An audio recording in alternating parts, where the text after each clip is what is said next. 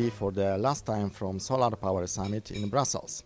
And now we have a pleasure to speak to Franz, who is heading the RECP program, aiming at helping to bring renewables in Africa. Yes, you got it right. My name is Franz. I'm the program manager of the Africa EU Renewable Energy Cooperation Program, and our job is to support investment in renewable energy in Africa.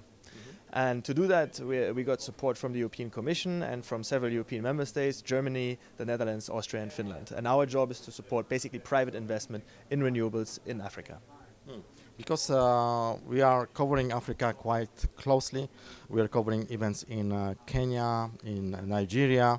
So one of the biggest issues is money, financing in Africa, besides, let's say, of the political stability. Do you agree with that, Michael? I partly agree. Why? Our starting point is that money, especially at the moment, is not necessarily the problem. There is a great many financing facilities out there. There is a great many investors that want to deploy their funds. There's banks that are willing to provide debt capital. The trouble is, if you want to finance something, you need to have something to finance. You need to have basically viable and bankable projects. And that is what we're lacking at this point still. I know the picture is different per country, and we also need to look into the different market segments, the conventional business models, the power, IPP business models, power generation on grid, that is still there, but we also have very innovative business models nowadays coming online in the off-grid markets in particular. So our hypothesis is that money isn't necessarily the problem to get the basis of the business models in terms of the regulatory environment, and then to get viable business models. That's a challenge, and that's what we are supporting. So in practice, you are saying that you are supporting. So what do you do actually? For example, if we have like amongst our viewers the industries, yes. The companies, developers, manufacturers, let's say EPC companies, but also some policymakers and financial guys. So how do you support these guys? Do you coordinate them, or do you bring in the know-how, or you are matching them with the money? Well, that's basically the keywords. Most of these aspects we do.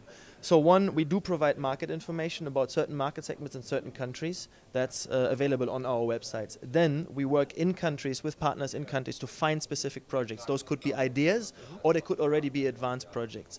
And then we are able to bring these people working with partners like SolarPower Europe, or like yourselves possibly in the future, in events together, physically together. I believe it's doing business is still people's business. Yeah, you need to have physical interaction with your potential partner. This is Michael. Sorry for interrupting you, because it's very interesting. Because within our let's say influencers forum, we came up actually that solar is not B2B, B2C, but actually age to age, human to human. Yeah, yes, absolutely. No, it is. Especially if you want to venture into a new market, you want to look your partner in the eye and see: are you a real person? Do you actually have a business?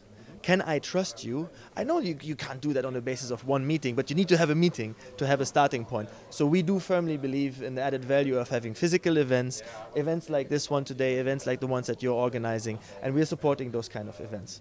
In addition to that, we have a very specific service that is also accessible through our website. If you have a project idea, it needs to be already a project. So it has to be more than just an idea. Yeah, some groundwork needs to have been done already. We do have a team of advisors that can help advise on the business model as such, on the financial model, on which financing sources, because there's a great many financing opportunities out there. The trouble is, who knows, who has the overview? Our team does, and we can then advise proponents that come to our website for support in full confidentiality, of course, yeah, what is the right way to structure the project and where to get money, and then to bring the money, to bring the project to the doorstep of the financier of investor. That's what we do. So Michael, so who is financing activities of RECP? Is it financed by the European communities? Our program is supported by the European Commission, by the Netherlands, by Germany, by Austria and Finland. So basically we're using taxpayers' money to leverage private investment, to leverage then also the investment capital from development banks, but also from other. In fairness, at the moment most energy projects, especially in the African context, they have a lot of development money in them. We're not yet at the point where it's really fully private, where private financiers on the debt side or on the equity side, there are exceptions, that's important, and it's picking up, but we're not quite there yet. Our job is to get the ball rolling. And for that, we are using public resources, development cooperation, European International Development Cooperation. But You are working with like, let's say private investors, private companies, or rather with organizations? Both. Because there's the development banks that have their resources. They're looking for projects to invest in. There are private investors, there are equity funds. Some of the equity funds again have public resources. Yeah, so it's a mix. There's like a great many entities out there. They all work in different ways, and it's one of the key challenges nowadays is to have an overview of all the acronyms that are out there. Yeah, there's a long list that I could rattle off now of all the financing instruments, the support instruments, and we act a little bit like the gearbox, the transmission room between them, basically. Okay, Michael, even if you are so young, yes, you are working since you are working since 10 years, yes, for RECP. On this topic, and yes. How would you describe, this evolution during over this 10 years, and what will be, the next milestones in Africa?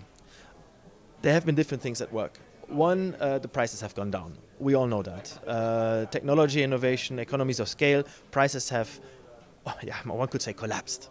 And they have brought solar to the point where it's competitive with other sources, in particular conventional sources. In particular, wherever you replace, should you ever replace diesel, you're in business. Yeah. And now you have also storage, yeah? Even for storage, where what I like to do is I don't like to look at solar power in Africa. That doesn't make much sense. So that's a technology that can deploy in different market segments. And in my view, we need to distinguish at least 4 different market segments, and they move at different paces. We have the conventional IPP business, on-grid solar, one. We do have the mini-grid market, yeah? Communities being electrified by entrepreneurs or by other organizations. That market, I have to say, is highly promising, and there is a huge potential out there, but we're still having here, in particular on the regulatory side, we have challenges that need to be overcome. And also in terms of really proving that those business models can work. But that's the second market segment. Then we have another market segment which I do see starting now, and that's the commercial and industrial clients that need power for their own needs. The mining industry, the agro industry, tourism industry, manufacturing in some places, especially where they have diesel generators and they need to replace, or they want to have their own stable power supply. It's unstable and expensive, huh? It's unstable and expensive. Then, last but not least, and that's a market segment that has seen enormous growth, and I should say it did come a little bit from nowhere. Because prepaid, yeah, prepaid. Yes, the pay-as-you-go, the off-grid, the solar home systems. That thing, I think it took us all by surprise. And that is a fantastic example of innovation in private sector. People putting one on one together. Okay, I have a technology, and now there is a new thing coming, and that's mobile banking. I can put that together. I can integrate microfinance de facto. I can become the financier and allow my customers to repay in very small increments. What we see now is that these companies that are successful here, they're now able to tap into large ticket sizes of funding for the first time. Last year, the year before. So that market segment is really taking off. But all 4 market segments are relevant, and that's always what I like to say. There's a lot of opportunities out there, different market segments, and then different countries. So let's not put everything in one box. Okay. So in terms of, because you are observing all the African countries, yes? So if you prioritize like 5 top African countries that we should have on the loop. I don't want to do that because, as I just mentioned, you do have different market segments that move at different paces. There has been a lot of attention on the on-grid side, Northern Africa, Morocco, and South Africa. Those are maybe a little bit special cases. Eastern Africa has moved pretty fast. Some countries in East Africa on a number of these market segments. And that's the thing. It depends on the conditions that you find. In some cases, it will really depend on the regulatory basis. If you want to do mini-grid business, you need to have your license, you need to have your tariff regulated, and you need to have some perspective of what happens once the grid is extended to your location. And that's a matter of regulation, and if that regulation isn't there, no deal. For pay-as-you-go, you need to have mobile banking available. And that's one of the reasons, I suppose, why in that segment Eastern Africa is moving a bit faster than Western Africa. But Western Africa one of my friends, maybe you know, Cornelius Mates. He created he created company, and it's developing so quickly. Yeah, nobody expected. Yeah, it's moving very quickly. It's very encouraging, but it really depends on, again, the market segment, and then also of having the right partners on the ground. And that's again also something that we can help with. I mean, I've been working on this field now for 10 years. I lived in East Africa for 6 years. To think that one can come there and just start doing business just like that is an illusion. But I think it's, you know, like on all the markets, yeah, especially in the emerging markets. Yeah, no, it's like that, yes. Okay, so the last question, Michael, if, you know, like investor, the company, organization, they would like to start cooperating with you, so what is the procedure? We have, but there's different ways. One, through our partners. We have formed a partner network with all the European level industry associations. For example, SolarPower Europe. So through these players, or the Alliance for Electrification or Gogla, those are the three main ones for solar. So if we organize or if we support an event, we will support it through these partners. Yeah, that's how we work. And then if you come to the event, you are benefiting from our support. For more direct support for the publications, or we also have a database that gives an overview of the different financing instruments. You go to our website. We have tried to make it accessible, for people who have little time. And in particular for that advisory team that I managed. That's a little bit delicate, because then here we are of course providing direct support to specific projects, so there has to be a little bit of a procedure to make sure that there's a level playing field. Go to our website, it says Finance Catalyst, and on there everything is explained, and you can access our services basically through our website. That's the main point. Of course, if you have my contacts, I'm always happy to respond to your requests or be at your disposal otherwise. But now the last question. Last question. So how do you see, like, maybe in how many years Africa will be 100% powered by clean energies? Is it possible, and is it feasible? Do you have this kind of scenarios? 100% is tough. That will take some time. Maybe we don't need 100%. We do have, of course, also the situation that we need to electrify, bring energy access to Africa in a viable way, in a sustainable way that is environmentally sustainable, but also economically sustainable, means affordable and at competitive pricing. And here's, however, where I feel very comfortable, because I do believe, and we do see the evidence that renewables are competitive nowadays, already. And it's a matter of really finding the right business models, finding the right partners. And now, actually, I think we're at the stage where in most of these market segments, it's a question of bringing the business models that we know are working to scale. How long will it take? It depends how would you be working, What is, of course, also very important are two additional aspects. If you're dealing with governments, the political will. That is not always easy. But there's also a lot of momentum coming from the diplomatic level. The European Union is making a big effort with the partners to ensure that the political ownership is there. And that is, in fact, one of the big priorities as far as I can observe, and that is a very important supporting foundation of then our work that we would do. And the other aspect is, of course, the purchasing power of the clients.